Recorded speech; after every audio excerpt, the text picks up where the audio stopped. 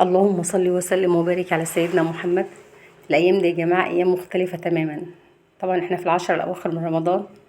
حابه اقول لحضراتكم ان احنا معانا 19 وجبه زياده، 19 وجبه دوما احنا بنوديهم المستشفى للحالات الموجوده هناك.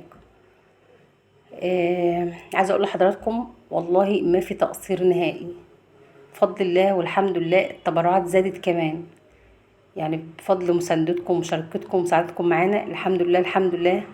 احنا هنعمل كل يوم حاجة جديدة عن اللي احنا كنا بنعملها.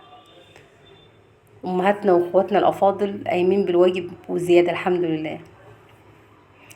برضو عايزة اقول لحضراتكم على حاجة. مجموعة اطعام غير القادرين لا تنتمي لاي مجموعة نهائيا. احنا يا جماعة مش تبع اي مجموعة خالص، يعني احنا مش تبع اي جمعية. مفيش جمعية بتساعدنا او بتعملنا، لا احنا مجموعة اطعام غير القادرين.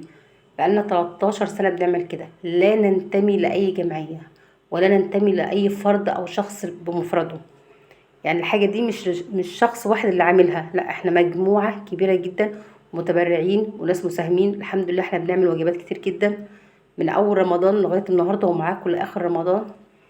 احنا موجودين بفضل الله، مفيش تقصير في أي حاجة. وزي ما انتم شايفين النهاردة وجبات النهاردة رز وكفتة وبلح وزبادي وسلطة ومخلل. مفيش تقصير في اي حاجة نهائي. طبعا المجموعة التانية زي ما انتم شايفين دوت رايح لل 19 فرد الموجودين. احنا بنعمل علب تانية ل 19 فرد الموجودين، يعني معانا 19 وجبة غير الوجبات اللي احنا بنعملها يوميا. النهاردة تاني يوم افطار ليهم معانا. طبعا الفيديو هيترفع تاني يوم، فدوت تاني يوم افطار معانا.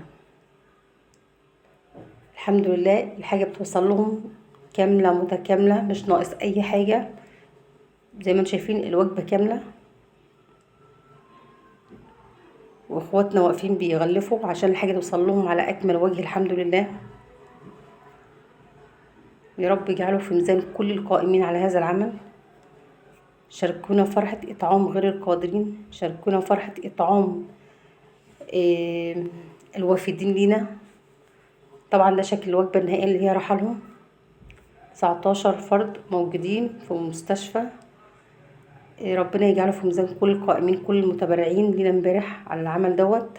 ربنا يجعله في ميزان حسناتهم يا رب. كل سنة وحضراتكم بألف خير. السلام عليكم.